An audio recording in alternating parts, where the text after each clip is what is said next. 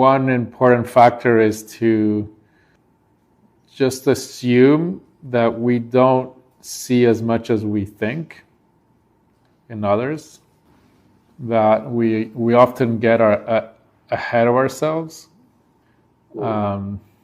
And so to be very careful in that sense. There's, in my kind of read, or let's say opinion, we are too fast to assume we understand where somebody is at, what they need, what their problem is. And it's often most likely some form of projection.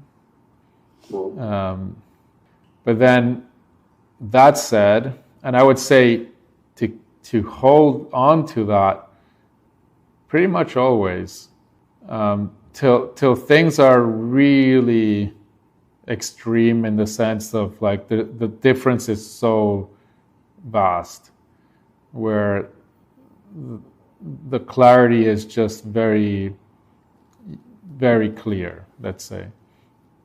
But at the same time, that said, another aspect, which again is kind of like, these are my like rules of thumb for that kind of situation.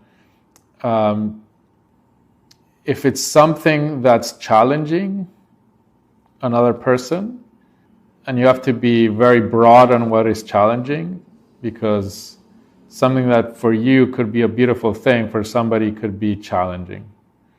And so to really understand this work is going against what most people want in some form.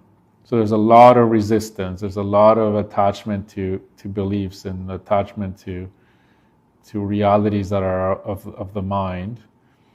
And people will resist. And so kind of the rule of thumb is, there's an art to it, but ask in some form, ask for permission, or before saying what you have to say. But if they ask you first, then the first one is the one that matters. If they ask you, just assume you likely don't see things fully or clearly. And in fact, the more you think you see it clearly, the more you should be suspicious of that clarity.